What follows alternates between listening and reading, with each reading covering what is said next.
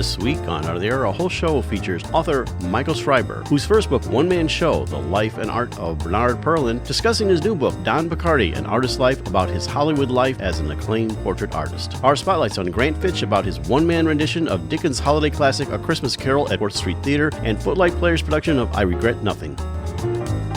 Express yourself through art and show the world your heart. Express yourself through art and show the world your heart. You're in the know with Esther and Larry. Art on the air today. Stay in the know with Larry and Esther. Art on the air our way. Express yourself through art and show the world your heart. Express yourself through art and show the world your heart. Welcome. You're listening to Art on the Air on Lakeshore Public Media, 89.1 FM, WVLP 103.1 FM, our weekly program covering the arts and arts events throughout Northwest Indiana and beyond. I'm Larry Breckner of New Perspectives Photography, right alongside here with Esther Golden of The Nest in Michigan City. Aloha, everyone. We're your hosts for Art on the Air. Art on the Air is heard every Sunday at 7 p.m. on Lakeshore Public Media, 89.1 FM, also streaming live at lakeshorepublicmedia.org, and is available on Lakeshore Public Media's website as a podcast. Also heard on Friday at 11 a.m. and Monday at 5 p.m. on WVLP 103.1 FM, streaming live at wvlp.org. Our Spotlight interviews are also heard Wednesdays on Lakeshore Public Media. Information about Art on the Air is available at our website, breck.com/AOTA. That includes a complete show archive, spotlight interviews, plus our show is available on multiple podcast platforms, including NPR One. Please like us on Facebook, Art on the Air, WVLP, for information about upcoming shows and interviews. And we'd like to welcome to Art on the Air Spotlight. And he's been with us before talking about the various things in theater. He's very active in local theater throughout Northwest Indiana, but he's going to be involved in a couple of shows coming up, one of which is kind of an annual event for him. And we're going to talk to him about both those. And it's Grant Fitch. And welcome back to Art on the Air Spotlight. Hello, thanks. Welcome. I'm glad to be back. Yeah, good to Always see a you pleasure again. to be here. Well, you're involved in two upcoming productions. You just finished being in the Bluff at Footlight Players, but now you're going to be in another one coming up in November. So tell us a little bit about that. This is called I Regret Nothing. It was 2 years ago I was involved with it, so it's a neat kind of a chance to return to the same wonderful script, same wonderful character. And that one 2 years ago was the American premiere of this story set in Romania a few years ago after the Romanian Revolution. I play and will play again, a retired, torturer. It's a little bit of a stretch for me, but in a little apartment in Romania, he swears he doesn't regret the life he lived, the life he gave to his country. But I'll let the audience decide how much he really does regret or not regret. It's a fascinating story. There's a lot of drama to it and more comedy than you think there's going to be. We have a new cast this time, same director, and I'm really looking forward to tackling it again. It's going to be a very powerful show, entertaining. People were talking about it for a long time after, which is why we've done this semi-revival. This is going to be performed 2 weekends in November at Footlight Players in Michigan City, and I'm very, very excited to get it into it again and to share it with some new audiences. How many people are in the cast, Grant? It is a 3-person play. I'm on stage the whole time. This is all in my apartment. It's a series of 2-person scenes where a younger man who is still active in the secret police comes to me, and he's trying to draw me back out of retirement for one last job. Alternating scenes with him, with the young, innocent teenager who lives upstairs. And my growing friendship with her softens my character, but also weakens him, I think, to pressure from outside.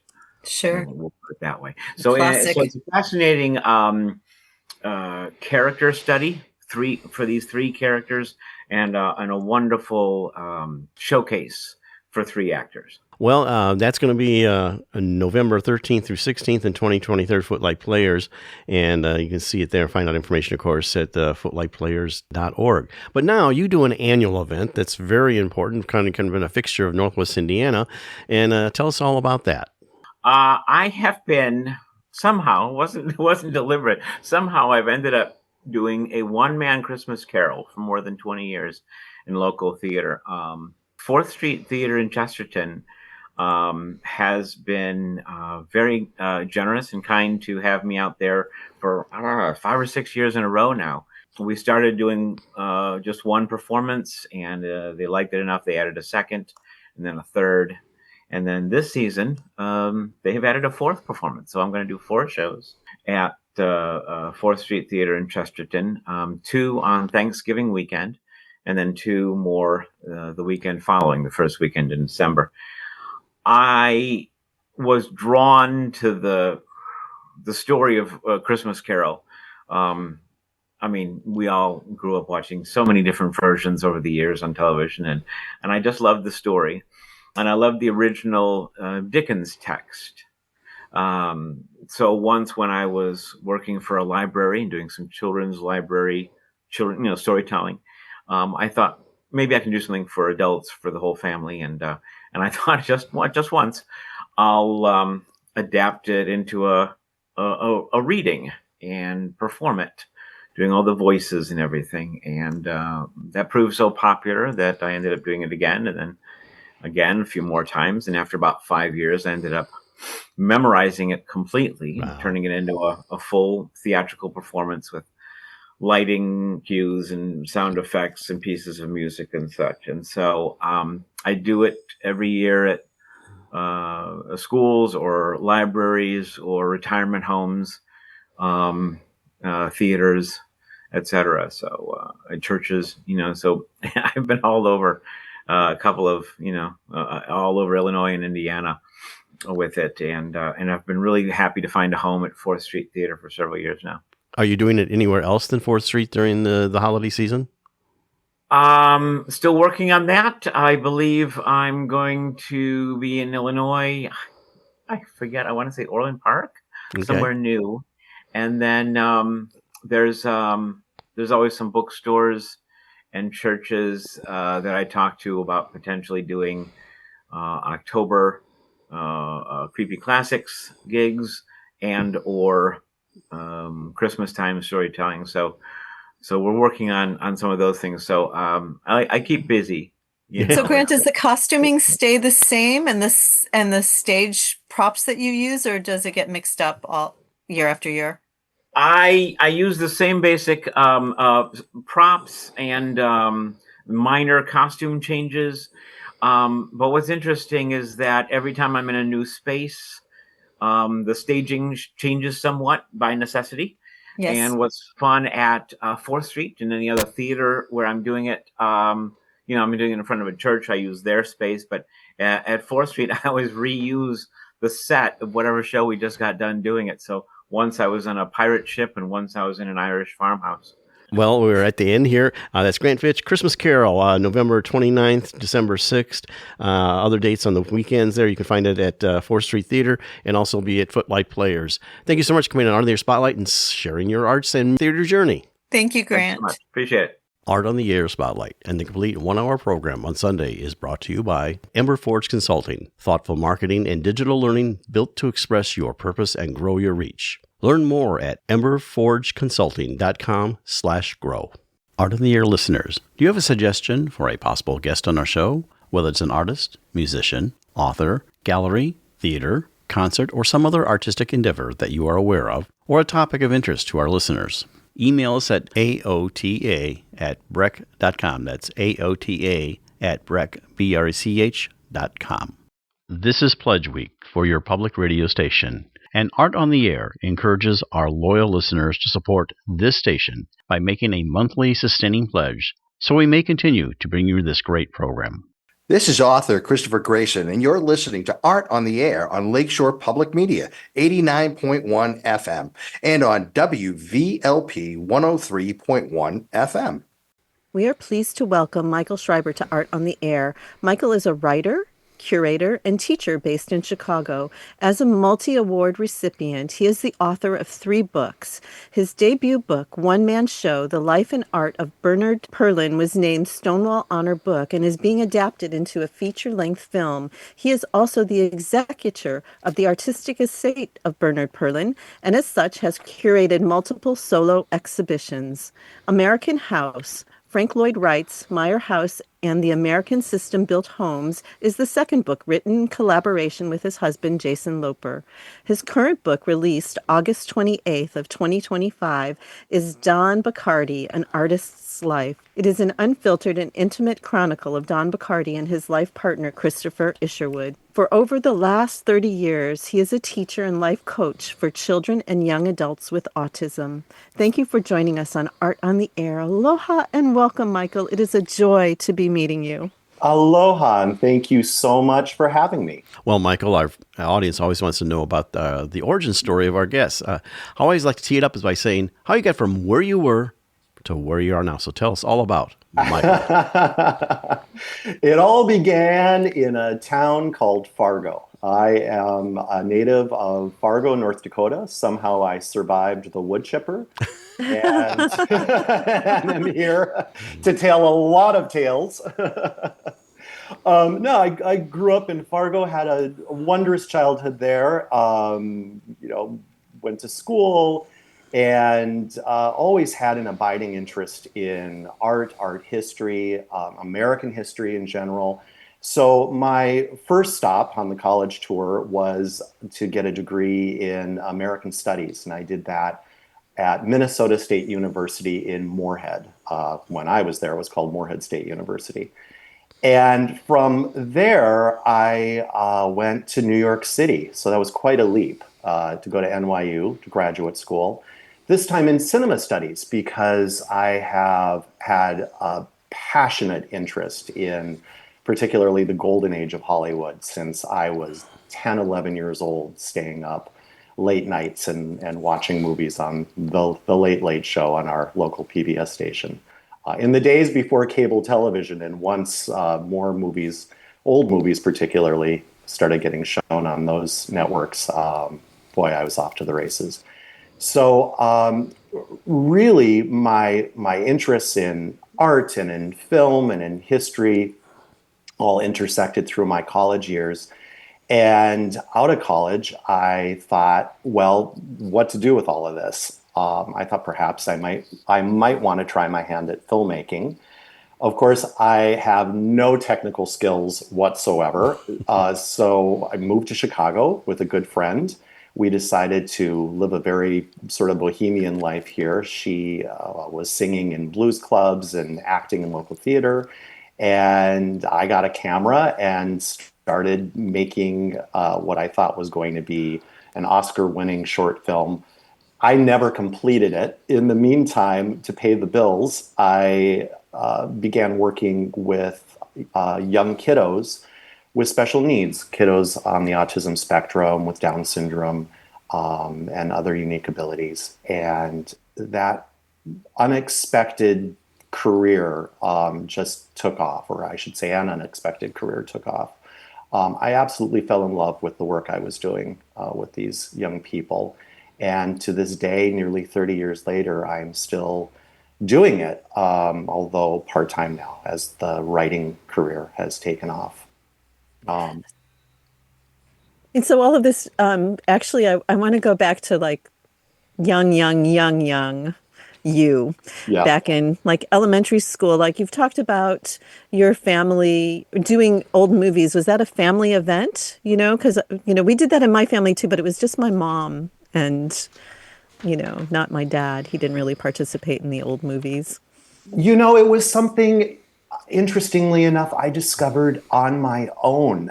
Late nights, summertime, being able to stay up late and, at about midnight every night, our PBS station would show one of probably 12 films they owned, which I presume were in the public domain, which is why they had them and they showed them over and over again. The original A Star is Born was an early one I remember, a film with Carol Lombard called Made for Each Other. Yes. And I just became enraptured by these films depicting other times and places, and this whole incredible world of movie stars I knew nothing about. And so I'd go to the library and try to find out about these people, these movies, who made these movies. And it was something that my mother then jumped in on. She remembered being a movie fan when she was younger, and these were movies that she was seeing in the 40s and 50s in the theater for the first time. And now I was discovering them. So it became something that we shared. And my elder brother as well got into the fun of it all. But I really had no idea that would become such an incredible tool and set of knowledge that would serve me in my conversations with Don Bachardy and my work with Don Bachardy. But that's getting a little ahead of myself. Well, so, in school, I think a lot of, a lot of what we are interested in and sometimes become has those early roots. So were you writing back then? Because it just seems like, and was that, I'll just leave it there. Were you writing back then? Yes, I was a voracious reader, and because I was a voracious reader, I just naturally started playing around with words and writing. And in the early days, it was a lot of just copying of things that I saw on TV or things I read in books, taking a story that I knew or had some sort of appeal for me and trying to rework it in my own way, maybe changing the ending, for example, to better suit how I thought it should end. But yeah, my interest in writing really sparked early on, and then it got very consumed as I got into high school and college by just academic writing, homework, papers, and my creative writing really took a back seat.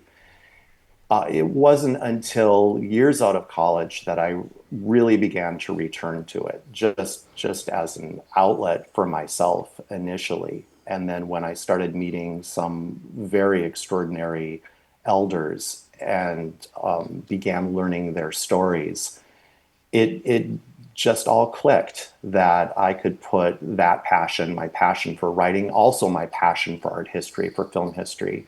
And your curiosity about people just shines through your books. Yeah, and my curiosity about people, it all just came magically together, and it's been a wondrous second act of my life, shall we say.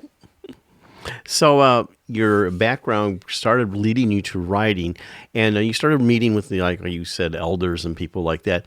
When did you seriously start thinking about doing something book length? Because that's pretty much of a challenge. I mean, did you do lesser writing like essays and things like that? So tell us about that, the development of your writing. Yeah, absolutely.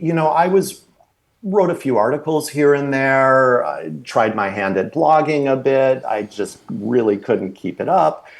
And so I was always keeping my hand in a little bit here and there. It was really when I developed an extraordinary friendship with the artist Bernard Perlin and began listening long hours, wondrous hours, to his incredible stories about his most extraordinary life, that I began to really think about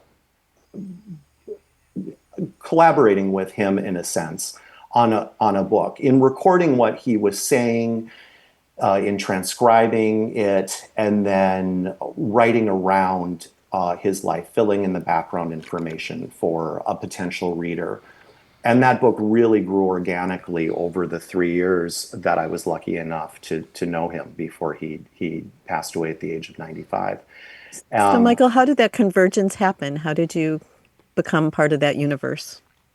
Well, going back again to my teen years, I had stumbled on a photography book. It was a book of the work of a photographer named George Platt Lyons, who was a fashion photographer, a dance photographer in the 1930s, 40s, and 50s, but also created a substantial body of work featuring male nudes, which he couldn't publicly show or exhibit or share during his lifetime, during prevailing social and legal restrictions.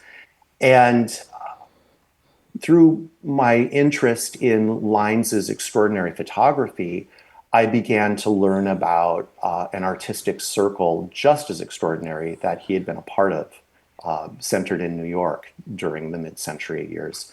And these included artists like Paul Cadmus and George Tooker and Bernard Perlin. Bernard Perlin's name was one that popped up in books I was reading about these other more well-known artists. But I couldn't really find anything about Bernard Perlin, or much anyway, on the internet, although I did discover that he was still alive and seemed to be the last one of them living.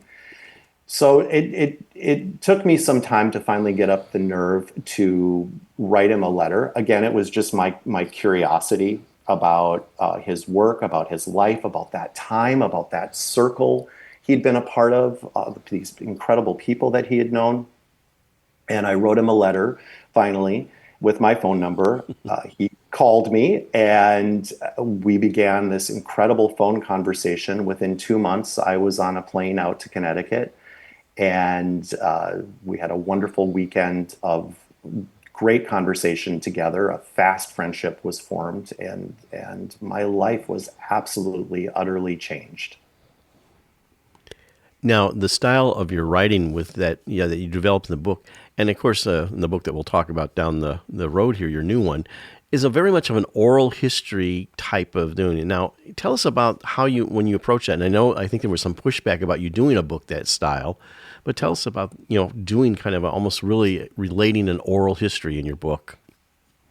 Yeah, rather than approach the first book with Bernard Perlin, for example, as a traditional biography, listening to his stories, recording them, doing my own research, and then taking all of those raw materials and then rewriting it myself, as a more traditional narrative covering his life story. I choked on doing it ultimately because Bernard was such an incredible storyteller. And here I had the man himself telling his story in his own unique and wonderful and very descriptive way. Now, of course, our conversations went all over the place, as he would go down delicious rabbit hole, one after another. And so it took a lot of work in transcribing to, pull all the pieces apart and put them back together. But once I put them all back together, I realized he had such a strong voice. I was just really there as a support to help structure it, to help clue readers in on who was who, what's what in terms of the storytelling. And really to help shape it all into a narrative that will, invite in and hold a reader.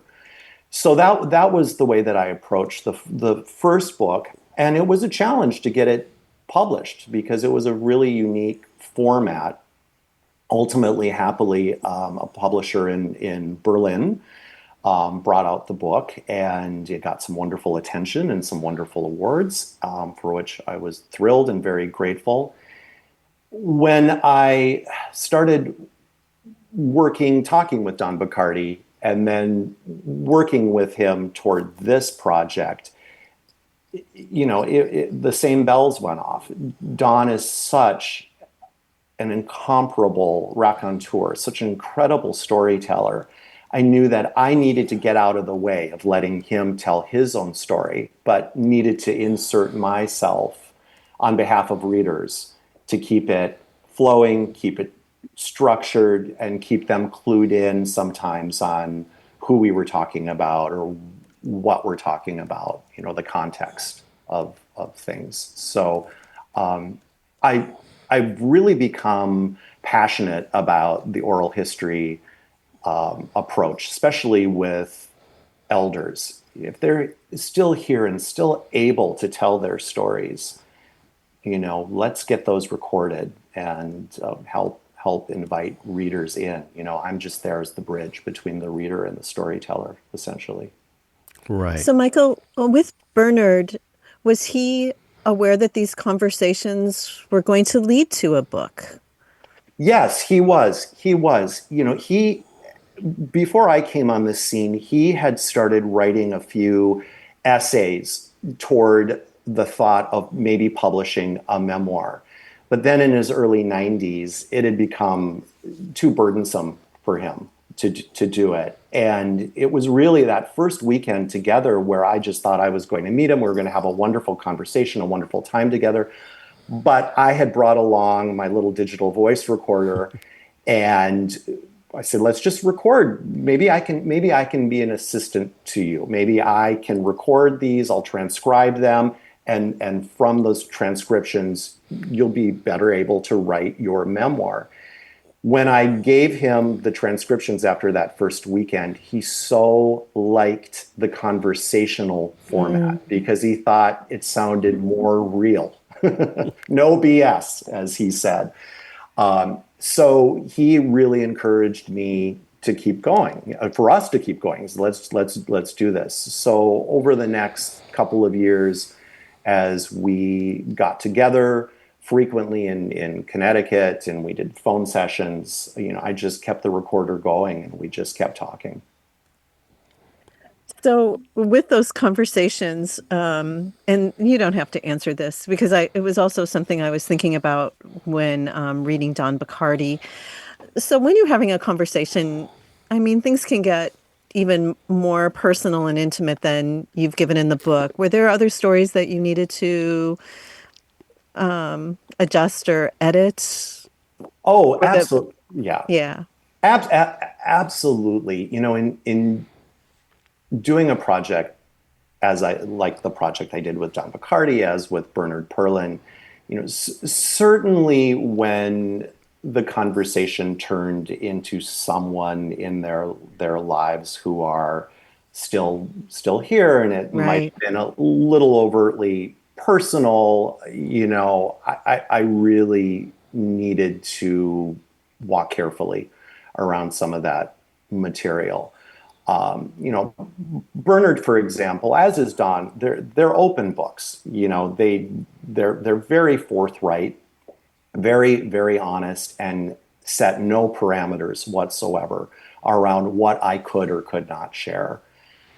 That said, I'm also sensitive to the fact that there are people, or were people in their lives, that maybe some of this material should be edited. But I have to say that it was pretty minimal. Yeah, because Don's very almost stream of consciousness. I mean, I would imagine those conversations were quite juicy.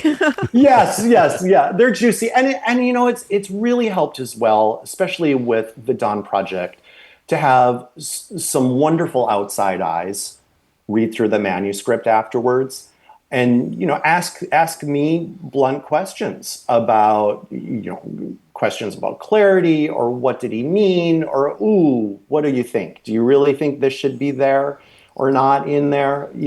Just one can get so close to it in the relationship with this person you're interviewing, that sometimes it's hard to step back and see objectively where something might become a little insensitive, or might become a little too much information being shared, or not enough information being shared. So it was very helpful for me. Was there anything, you approached this project, and of course, as the oral history you're taking down, was there things about that you went in with a preconceived notion that then it surprised you as he revealed his own personal story and journey? Yeah, absolutely. With both of these projects, in terms of Bernard and Don, often I would come to the table with a set of questions and an expectation on my part of where the conversation was going, or where I thought I needed the conversation to go. Right? and invariably with both of them, we'd be talking about something, for example, Bernard was, we'd be talking about, I was at this party at Leonard Bernstein's house, da da da da da da da. And then I walked out of there, and then Truman Capote said this to me. Have I ever told you my big story about Truman Capote? Well, Truman Capote may not have been on my list of questions to ask when I walked in that day, but boy, did I want to hear that story right then and there while he was fresh with it. So yeah, there were so many and are so many twists and turns with these conversations that I've really learned to, yes, have my notes, yes, have my questions and my loose direction, but essentially just fasten my seatbelt and just let it go, because I can always go back, and if something is missed that I needed, I can always go back and clarify. Right. What I loved about the book, Michael, was just kind of that fact that, especially with like Don Bachardy, throughout the book, he has conflicting stories about things, and so I felt like I was actually in the room when I was reading the book. I really felt part of the conversation, and that it was real because of that, because we change our mind. Like, he might have been talking to you one year, and then the next year he feels differently about something, and all that's is in the book. So thank you. Exactly. I really want these conversations to be fresh and real and human, particularly with an elder looking back on a life of accomplishment, of extraordinary accomplishment. And as they're, reviewing and sharing perspectives on it all, I think it's important to capture the richness of how complex we all are as human beings, even as we age and we look back on things with regret, or maybe put a little sugar coating on something in hindsight, or all of it. I think it's very fascinating, absolutely fascinating. And I titled my first book on Bernard Perlin One Man Show, because I had such a feeling so often sitting over multiple drinks in his living room on a Saturday night, us just one-on-one, engaged in glorious conversation with my recorder going between us, that I was privileged, the privileged audience of one, to this extraordinary one-man theatrical show. This person just there sharing their story, their stories. And that, I never thought that I would be able to have that experience again until Don Bachardy, and discovered yet again that I have had the privilege of sitting one-on-one, hearing his extraordinary story. And so I wanted to pull audiences into that, readers. I wanted readers to have that same sense of being in the room. And keep our conversations just very natural and flowing, and yeah. Well, you're listening to our guest today, Michael Schreiber, on Art on the Air on Lakeshore Public Media, 89.1 FM, and on WVLP 103.1 FM. So, Michael, can you do a reading from Don Bachardy for us? Yeah, absolutely. I'd love to read just the opening of the introduction that I wrote to the book, as the book is essentially a long conversation in oral history. It might be a little wild for me to speak as myself and then speak as Don, but I thought what I would do instead is just give you a little bit of the setup. Perfect. Okay.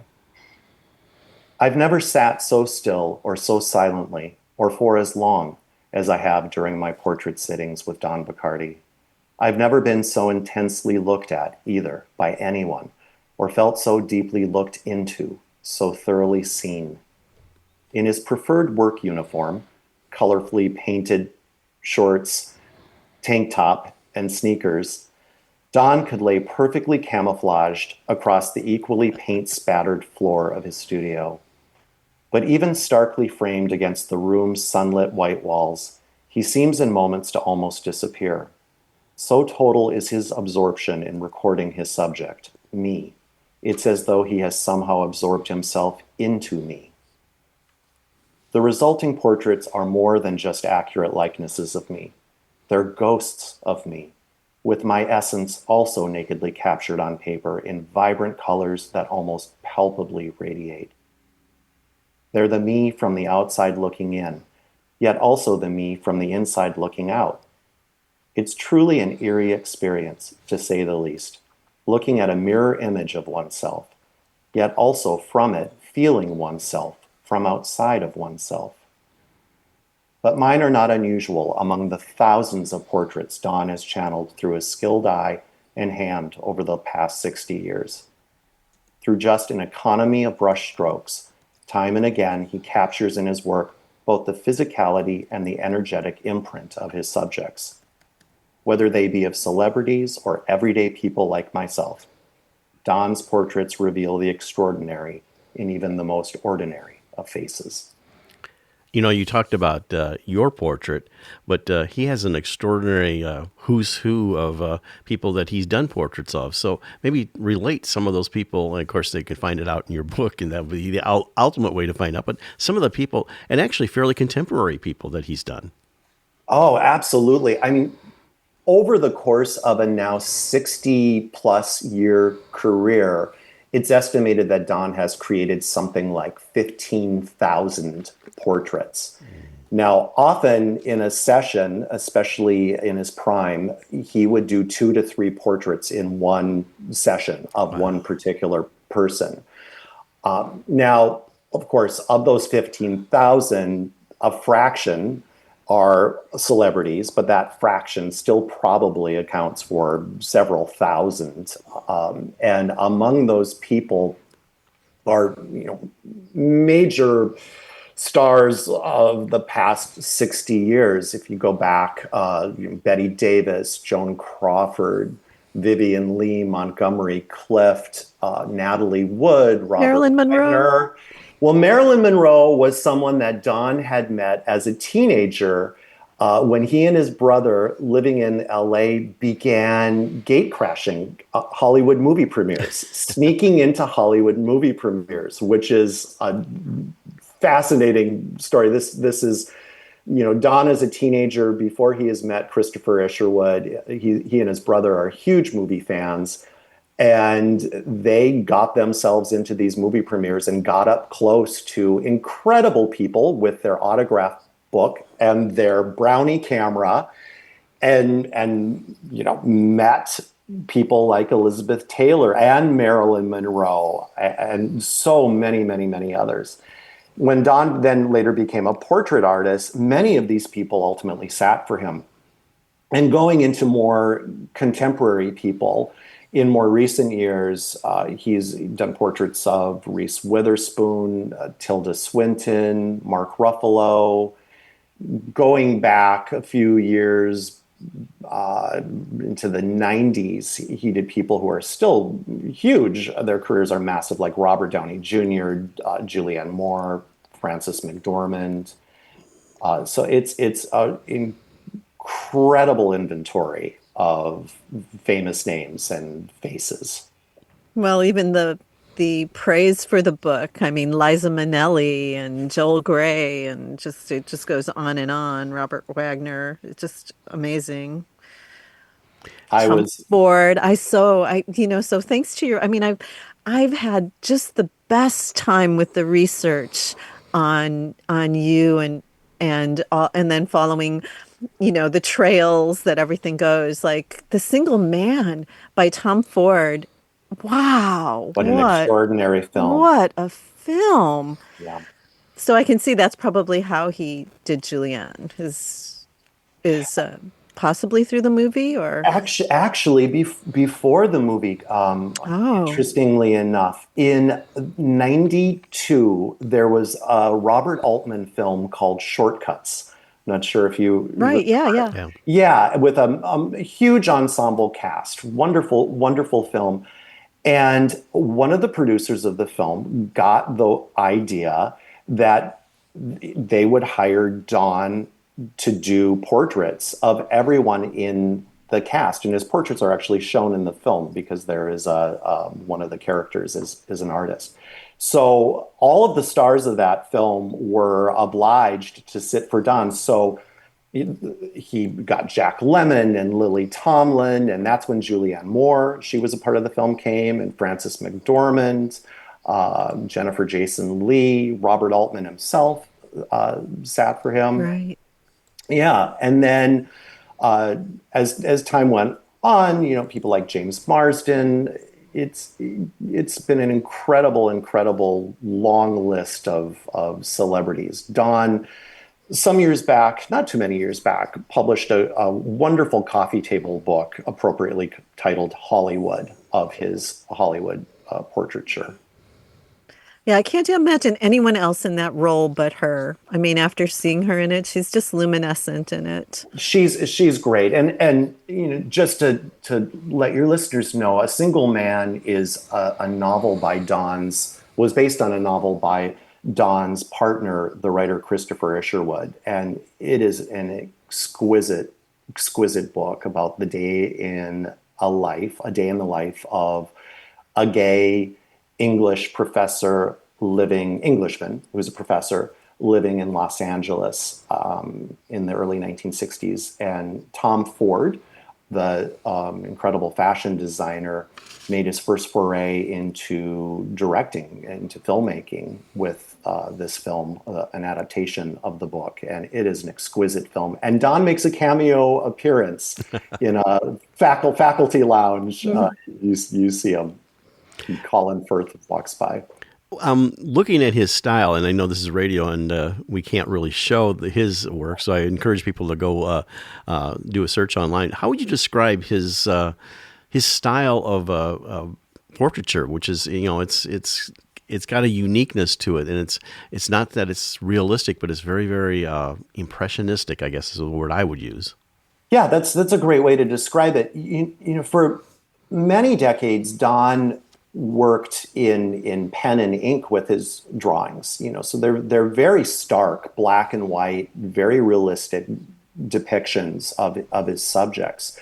But from the late 70s on, he moved into painting his portraits, and he paints from a really wide palette of colors, and just organically in the moment, as he's looking he seems so free, doesn't it? When he's got the paint, it frees him up in a beautiful way. It does. His style got a little looser. Yeah. It was very precise when he was drawing, but when he began painting his subjects, certainly, yes, you're right. It freed his work. Nevertheless, they're all incredibly accurate likenesses. Completely, yeah. Completely accurate, but colorful, just vibrantly colorful. Oranges and reds and yellows and greens and blues, you name it. It's just an intuitive process too when he's working with a subject, as what he'll dip his paintbrush in. Right, because when he was doing the drawings, you get the sense that so many, or most of the time, it was an excruciating process for him.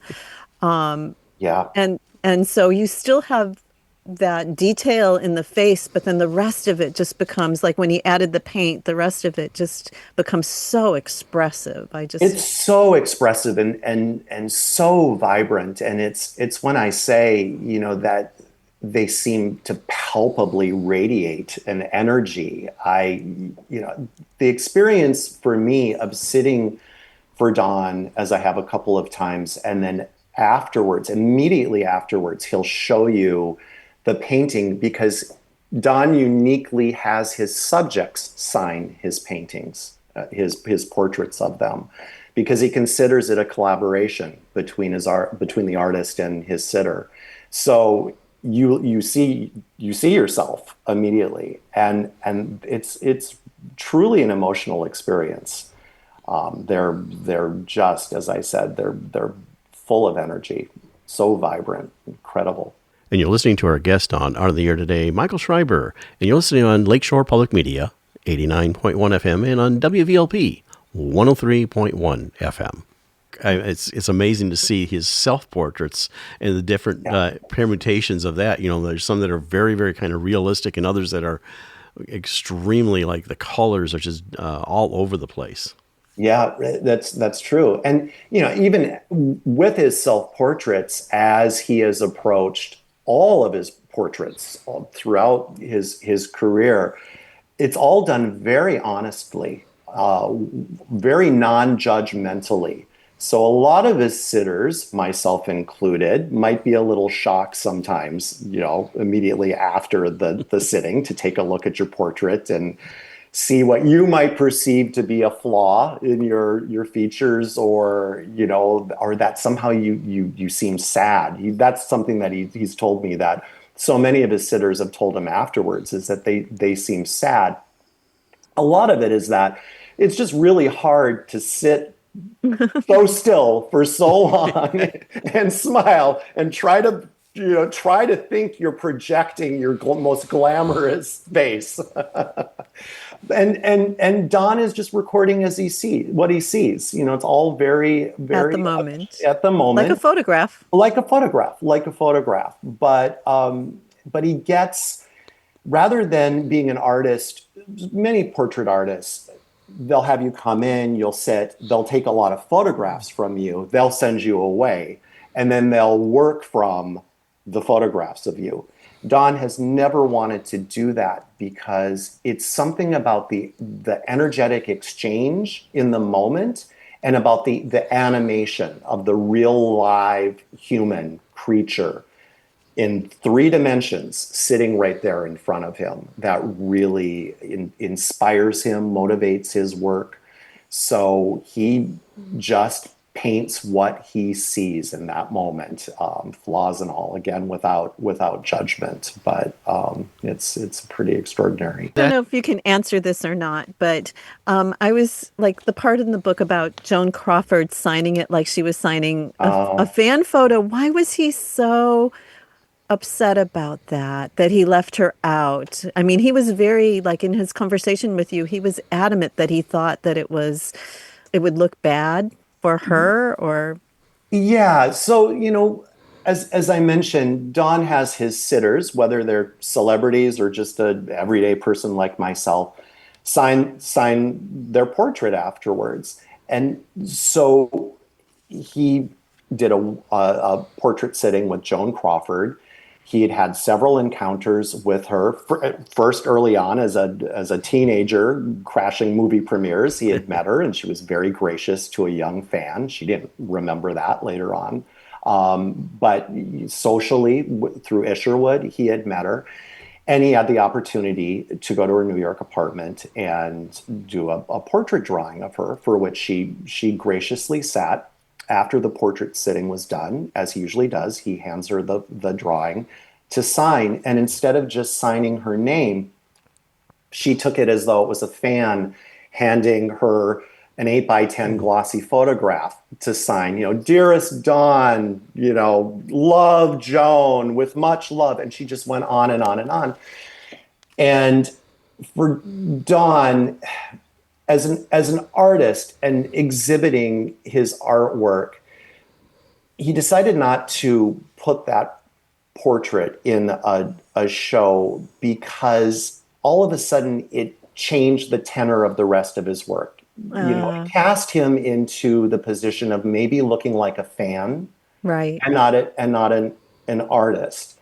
And his portraits of Crawford are incredible. They're gorgeous. They are she, you know, but I understandably so, from, you know, he walked a fine line for a lot of years in Hollywood. He is unabashedly a movie fan and a Hollywood movie fan, but he's also an artist and wants to be and deserves to be taken seriously as an artist. And so that was just a too fine of a line to cross.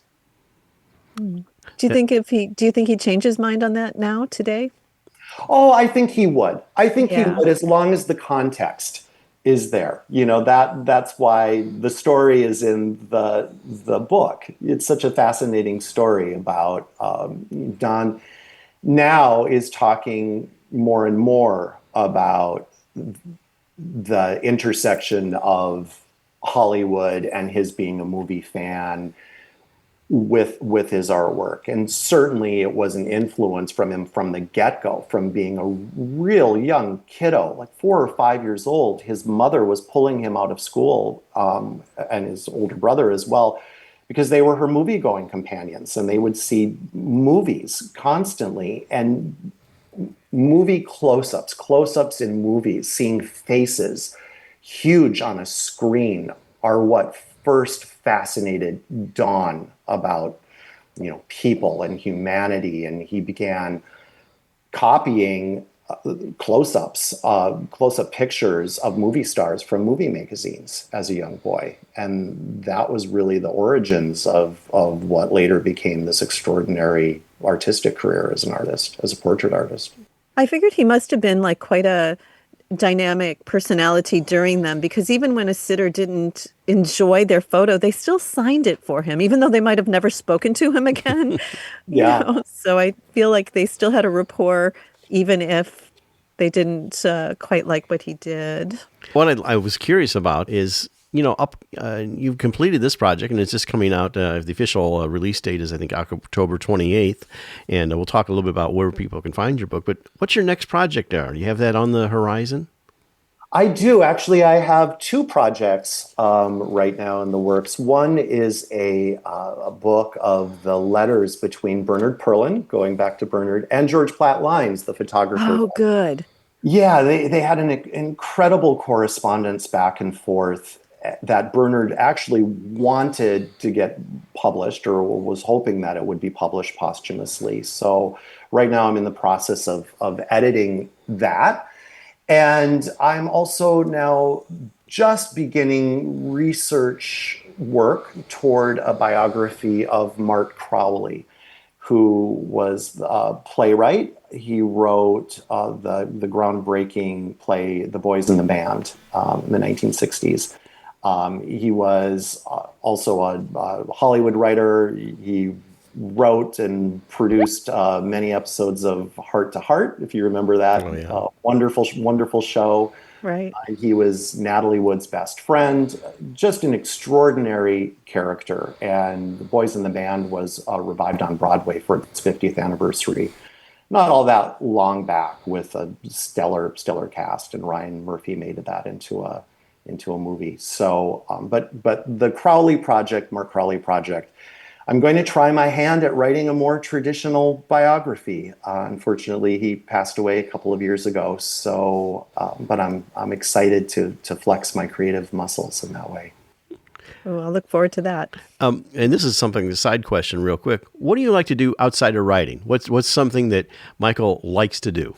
Well, my husband, Jason, and I, we just bought a house in Chicago. So right now, all hands have been on settling in and decorating. But what I'm very excited about is I have a little postage stamp of a backyard, and I have the opportunity to garden. I've not been able to do it in the past couple of years. And so I'm really excited about that.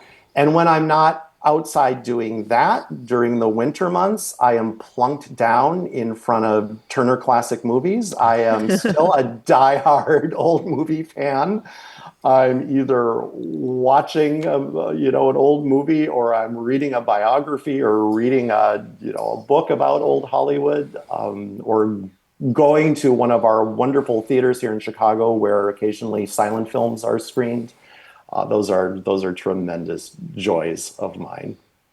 Well, in our final couple moments here, we want to give you a chance to tell how people can first of all find out about you, like your website, and also the availability of your book, where it can be found coming out on, I know October 28th is the official release date, but tell us a little bit about that. Yeah, the book is out on October 28th, and you can find out more information about the book and about myself on my website, which is michaeljschreiber.com. And it's not an easy last name to spell. It's Schreiber. The book will be widely available through your local bookseller and certainly your online sources, Amazon, Barnes & Noble, et cetera. But I do hope that you will support your local bookseller. Yeah, that's always a good thing. We thanks to Ann Pryor to hooking us up initially for this interview. And you can find also, we will have your picture on our website, which will have a link to your website, and then they can get information about that.